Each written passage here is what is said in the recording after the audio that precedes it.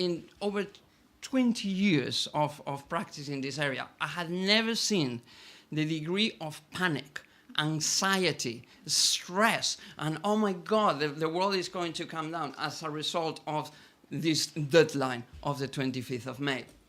And I think that the main reason for that was that maybe lawyers, maybe consultants, I don't know whose fault it was, but they were banging on about the big fines, the 4%, the 20 million, all that. It was so over the top that we even made a T-shirt in our team that I might still have a few left. So if you want to don't mention the 4% T-shirt, then come and talk to me. But it really was a little bit over the top. And the reality is, I think we need to look at the context of enforcement action by way of monetary penalties with a degree of objectivity, perhaps. And that's what this session is about, really. And as we all know, the GDPR, Article 83, if you've managed to get that far, says that if you do certain things, one of the possible consequences from the point of view of the enforcement of the law is that data protection authorities have the power to impose monetary penalties up to an amount of either 20 million euros or the 4% of the worldwide annual turnover of an undertaking. So a lot of money if you're big. And that's what has created that. But what do you and what people hardly ever talk about is what you actually need to do for that to happen.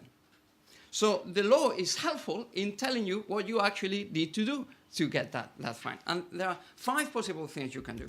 You can either breach any of the basic principles for processing.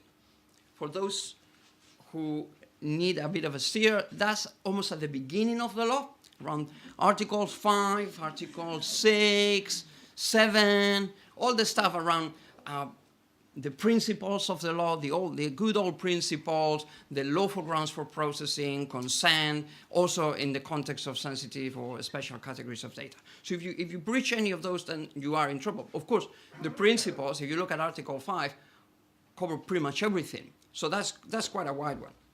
Then the law says, well, the other thing you can get wrong is anything to do with rights of individuals, data subject rights. And there's a whole chapter, Article 12, all the way to Article 22, talking about rights, most of which, by the way, are a carbon copy of what was in the law, has been in the law since 1995. But now you can get in serious trouble if you get those ones wrong. My favorite topic, and you mentioned BCR, international data transfers. If you get international data transfers wrong, if you send the data to a naughty country, then, and there is no protection, then and you don't comply with one of the provisions in the relevant chapter of the GDPR, Article 44 to 49 or more, or thereabout, then you are in trouble. So that's another area to watch out for. Then there is the issue of the national laws, the areas where member states, despite being a regulation, which of course the whole point of a regulation is it's the same law for everybody, Europe being Europe, you have to add an element of national diversity, and here's where I think it's chapter 9 comes in and throws in a few things here and there that allow countries to have their own say. So if you get one of those wrong as well, you could be in serious trouble. And finally, when you can also be in serious trouble is if you are basically dismissive of what regulators are telling you, and then you say, come on, forget about that, you're wrong.